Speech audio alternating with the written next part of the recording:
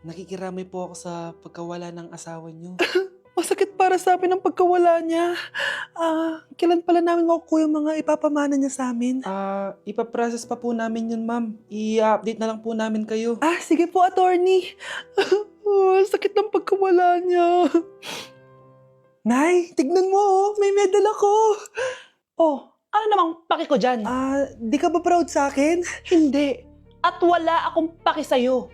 Iniwan ka na ng tatay mo, di ba? Kaya pwede ka na umalis dito. Bakit ka ba ganyan sa akin, Nay? Huwag mo nga akong matawag-tawag na nanay dyan. Kadiri. Hindi kita anak. Ang nanay mo, wala na. Malandi kasi.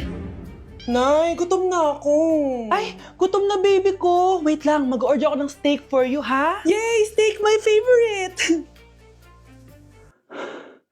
Ampun lang pala ako. Nasaan na yung totoo ko, nanay?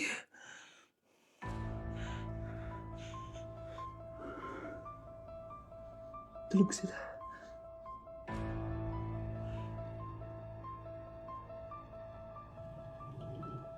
Nasaan na yun? Ito ba si nanay? Sino ba ito tumatawag na to? Muntik na yun. Attorney? Hello, ma'am. May update na po sa ipapamana ng namatay niyo pong asawa. Sige. Punta ka dito sa bahay. Sa wakas, ito na yung araw na pinakahihintay ko. Hoy, ikaw! Pag dumating dito si attorney, magtago ka. Hindi niya pwede malaman na may isa pang anak ang asawa ko. Sige po. Ma'am, nakuha na po namin yung last will and testament ng asawa niyo. Ang nakasulat po dito ay, ang 50% ng kayamanan niya ay mapupunta po sa inyo. Mali ata yan, attorney. Dapat 100% ang mapupuntang kayamanan niya sa amin. Kami lang ang pamilya niya eh. Bali ma'am, ang nakasulat po kasi dito ay ang isang 50% po ay mapupunta sa isa niyang anak. Ano? Baka yan yung isa naming anak na nawala? Oo, sa amin na lang yan. Ako! Ako ang isa pang anak ni Ramon.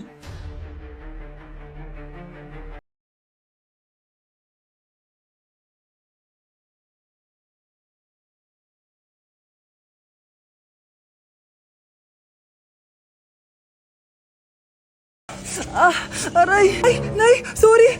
Walang iya ka talaga, anak. Napabilis ata ako. Tandaan mo to. Huwag ka na magmamotor, ha? Sorry. Ang isang 50% po ay mapupunta sa isa niyang anak. Ano? Baka yan yung isa naming anak na nawala? Oo, sa amin na lang yan. Ako! Ako ang isa pang anak ni Ramon. Oh, akala ko ba nawawala yung isang anak ni Ramon? Attorney naman, huwag ka maniwala dyan. May sakit kasi sa utak yan. Wala akong sakit, attorney! Maniwala ka, please!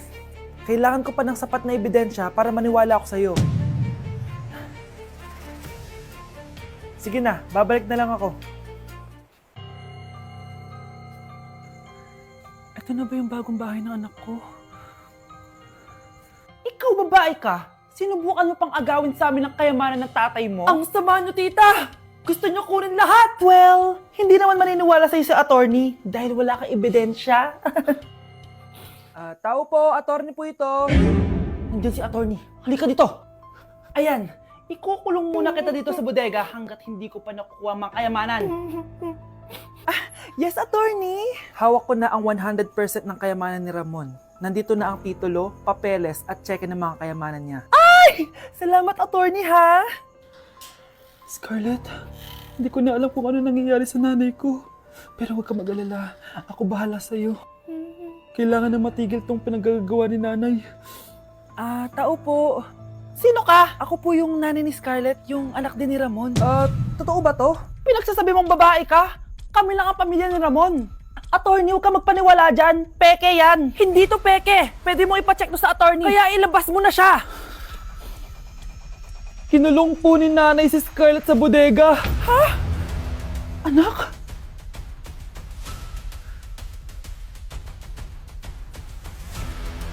Guys, hindi ako totoo. AI lang ako. Hinahabol ako ng zombie ngayon. Chat, ano ba? Wala ka na ba magawa? Hi guys! Nandito ako sa space ngayon. Ayoko na dyan sa Earth. Marami kasi akong utang dyan. Alam mo bang AI ka? Hala, hindi Nagbabayad ako ng renta. Nasa stress ako. Wala akong ipon. Hala, tao to. Hi guys! So may mga nagre-request sa inyo na ipakita daw namin yung mga childhood pictures namin. So okay, mauna na ako ha. Ang unang childhood picture ko ay...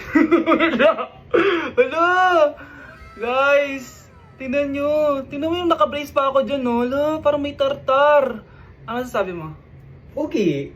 Mahal ko yan. Ikaw na, saan yung sa'yo? Gusto ko Sa makita. akin. This is like a baby photo. Tingin? Di ba? Oh, cute! Ito naman yung next, guys. So, tigta-tatlo kami childhood picture. So, ito yung next sa akin, guys. Ay, wait lang. Ayun. So, ayan, guys. Ha? Sino yun? Ano yun? Ako! Ayan, no! Ba't may picture ka ng ex mo dyan? Picture ng ex-gako to. Sino yun? Ha? Sino yun? Anong sino yun? Sino yun? Sino yan? Sino yan? Sino yan? Sino? Sino yan? Kaibigan Sino yan? ko. Ex mo yan. Anong ex? Ex mo yan! Ewan ko, baka na-save ko lang kanina. Hindi, naghahanap kasi ako kanina ng... Wow! Wow! Ganon? It's not what you think it is, okay? Okay, next na, okay? Bash! No! OA mo, ang OA mo. OA mo, dito ka na. Bash, patingin na nasa sa'yo. No. Ano, no? Bash, hindi ano ba? Parang... Guys, hindi niyo alam na pinaprank ko siya. Nag-walk out siya, guys. Hello, nasasayuin ko muna siya. Bansh! Kakagising ko nga lang pala mga mare. Charot lang, kanina pa ako gising. Habang tumatae nga pala ako mga mare, bigla ako may naisip ng pagkakakitaan. Kaya naman nagpahatid na ako mga mare sa malapit na grocery sa amin. Bagong-bago nga pala itong naisip ko mga mare at wala pa nakakagawa nito.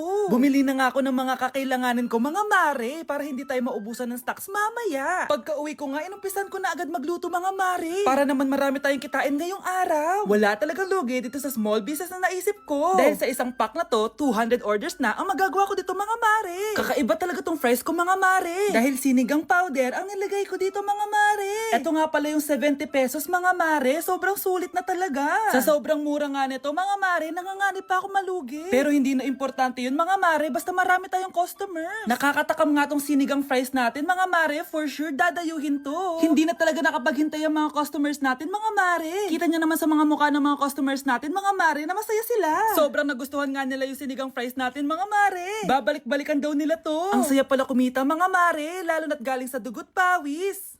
Kamusta? Excited ka na bang pumasok? Ano ba dapat oras ang next schedule mo?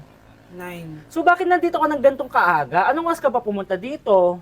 6, 6 o'clock? So anong nararamdaman mo na face-to-face classes na? wala. Masaya ka ba? Opo. Okay, so masaya siya na parang nalulungkot si ate.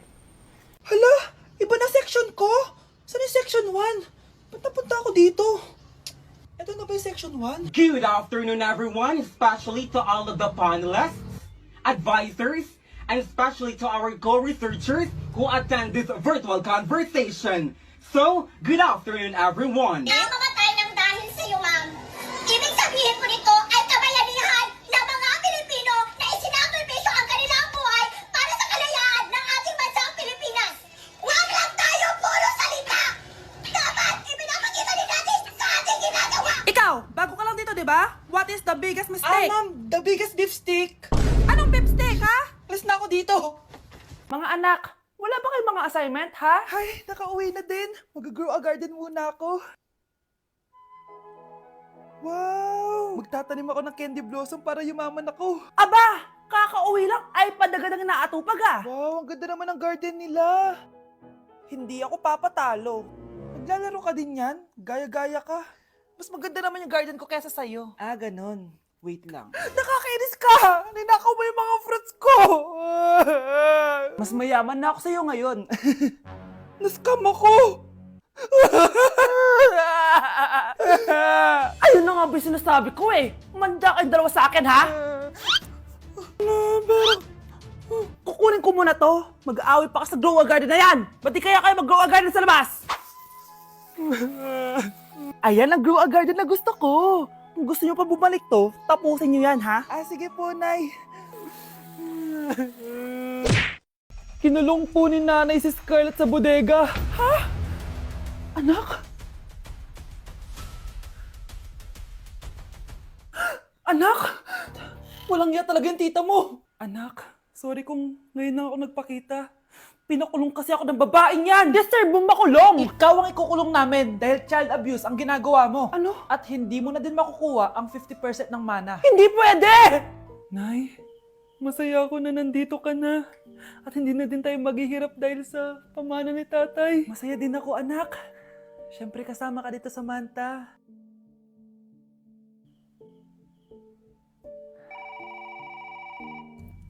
Ano ba? Bakit tawag ka ng tawag, ha? Oo, wala silang kaalam-alam. Sige na, baka mahuli pa tayo.